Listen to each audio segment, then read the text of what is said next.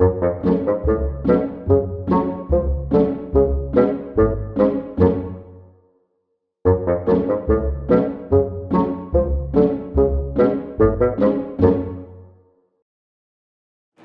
there everyone, and welcome to Fingers, Fums and Fits.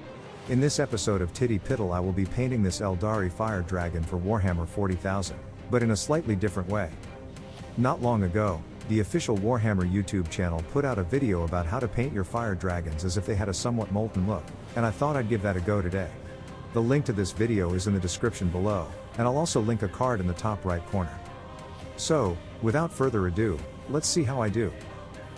Before I begin, I would just like to point out that I haven't fully assembled the model, just so that it would be easier to paint. I will attach the arms towards the end of the project. Also, you might want to leave the head separate too, for ease of access, but I attached mine to the body. We're gonna start off slightly differently here, as the first stage is to base the model. I first put down a layer of Armageddon dust, and then when that was dried, applied a liberal layer of Agrellan earth to form a cracked texture, and left this to dry overnight. Now we can begin painting. In order to get the foundation as bright as possible, I opted to go for a base coat gray cere, which I then covered with white scar. I would have used white scar spray, but I didn't have any at the time, so this method worked for me. This was followed up with Bad Moon yellow over the armor and the base, leaving out the helmet, the gun, and any ribbons or tassels. There's no reason to be neat here though, as any mistakes can be rectified with a bit of white scar. These yellow areas were then covered with Magmadroth flame, for a rich orange tone. Before we add some of that molten detail to the armor. And it's this step that takes quite some time, so be patient, don't rush, and take your time. Firstly, take the smallest amount of Blood Angel's red, and kinda dab it over the flat areas of the armor, in an almost stippling fashion. You'll want to avoid the recesses here, as we want the orange showing through. I also applied this in random patches on the base. You'll then want to do the same with Flesh Terror's red, but in smaller amounts, and closer to the edges of the armor plates.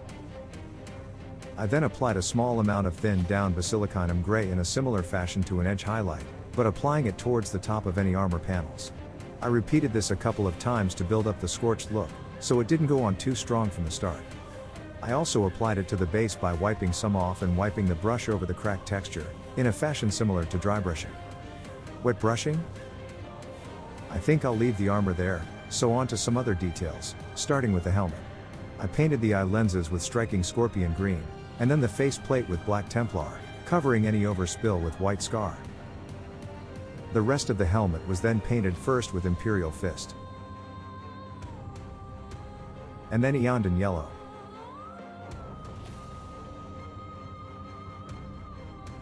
Any belts and ribbons were also given the Eondon Yellow treatment, whilst the pouch was painted with snakebite leather, and the spirit stone was painted with striking scorpion green. His grenades and the body of his gun were painted with black Templar. And any other gun details were painted with lead Belcher. Before I went about painting a scorched effect around the muzzle of the fusion rifle. First, I applied Nuln oil from around halfway, to the end of the muzzle. This was followed by Druchii Violet from around a quarter of the way to the muzzle, and then Drakenhof Nightshade around the muzzle itself. You do want to leave these layers to dry thoroughly before adding the next, else you could end up tearing the base layer. And as you can see, I then affixed the arms to the body, and painted the tactical rock, as well as the rim of the base. And I think we can call our fire dragon done. Now, am I happy with it? Mostly. I could have added a bit more detail on the gun maybe, using Dawnstone as an edge highlight, if you wanted to, and I think he's turned out looking a little more scorched than molten. But overall, yeah, I kinda like him. Considering this is my first time painting a fire dragon too. So, what do we think? Did I manage to keep the paint inside the lines? Please let me know in the comments below. Thank you so much for watching, and I hope to see you again for the next one. Have a great day everyone, and I'll see you later.